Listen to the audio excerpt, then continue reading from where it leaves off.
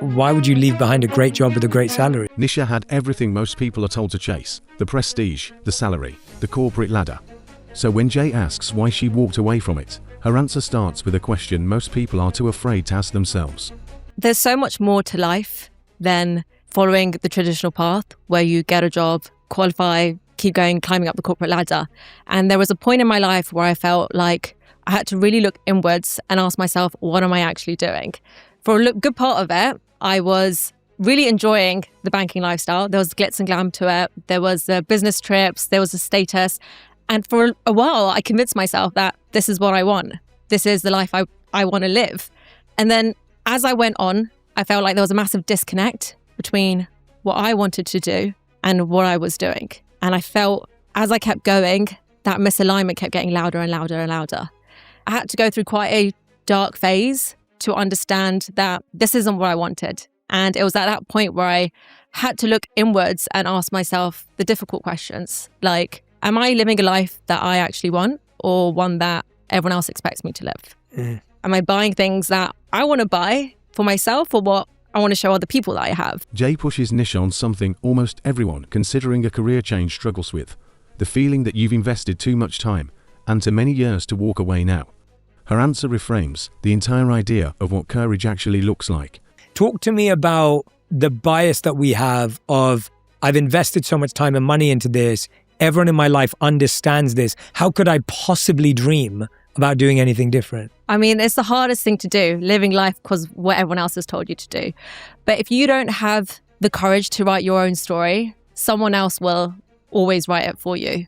And I think what most people think of as bravery or courage or doing something new and leaving behind what you've created is actually just having a financial cushion in place and having the safety to be able to walk away from situations you might not like or environments that you might not enjoy. But we put a lot of pressure on ourselves today that we have to do all or nothing. We've got to quit our job and follow our passion. So for someone in that situation or that position, I would say, A, get your financial cushion in place, because that gives you more peace of mind and sanity than anything else that you could possibly think of. This is the exact number Nisha used to calculate her own exit. And it's simpler than most people think. Is there a good way to calculate what a financial cushion should be for someone? Typically, you'd recommend 3 to 6 months of your living expenses. So you calculate what it costs for your basic living expenses in a month, and you times it by 3 if you're feeling a bit comfortable with a lower cushion, or 6 if you want to be a bit more safe. I went all the way for the 9 months because I'm super calculative. But it really comes down to what makes you feel comfortable, what makes you feel like you can walk away from this and be like, I've got a good financial runway ahead of me. Yeah. This is the part of quitting a career that almost nobody talks about.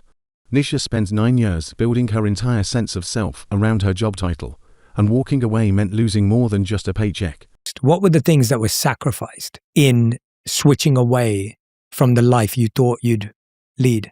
I'd say the biggest thing that I sacrificed at that moment in time was this identity that I'd built around myself. And when you don't spend time to look inwards, you find a way to have external noises define who you are and what you do. And without knowing, for the good part of 9 years, which is how long my banking career was, my identity was around what I did for a living, knowing that when I walk into this other path, all of that is going to be stripped away from me. All of what I thought defined my worth had to vanish. So you find a way to get that fulfillment and that validation from within you, or you find something that is so much bigger than what has defined you up until that moment in time. That's such a great point, because that is the biggest thing you're giving up, is what you've defined your identity to be. I didn't get to the point where it was complete, like breaking point, but I did see that the ladder that I was climbing was leaning up against the wrong wall. And that's when I thought, okay, I could either keep walking, but it's just not a situation I want to be. So in that sense, it was great that it wasn't complete breaking point, but it was very near. I really wanted to understand that, and I wanted our audience to really understand, because I do think that the majority of people are in that position. And I love this few takeaways that we've already had, which is you don't have to quit your job. You can build something on the side. You don't have to go all or nothing. Yeah. And it is okay. You do deserve to ask the question, do I want more? Do I want to be more aligned? Do I deserve a better life? can I leave this behind? Like, I think sometimes people don't feel worthy to ask that question. They feel like they don't deserve it. Yeah. Before anyone considers quitting outright, Nisha and Jay both share the same overlooked strategy that got them through their own transitions, and why skipping this step can quietly kill your creativity. Which let me have a lot of tiny experiments on the side. So it was my evenings, my weekends that I just spent trialing and testing and doing loads and loads of different things. And when you do it that way, you actually look at your job and think, oh, I'm so grateful that I've got this salary coming in that lets me do all these things on the side without thinking, oh, I've just got to somehow figure out a way to pay my bills. And it makes everything just a lot less enjoyable. I fully agree with you. That was the same path for me. I was working my day job and then doing this on the evenings and weekends, i.e. at the time making videos. And I don't think I would have been as creative if I had been financially crippled.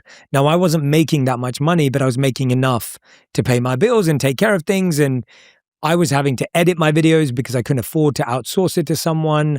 I was having a friend do me a favor by shooting my videos because I couldn't afford one. But the idea was I wasn't creatively starved because I wasn't scared that every video had to make money.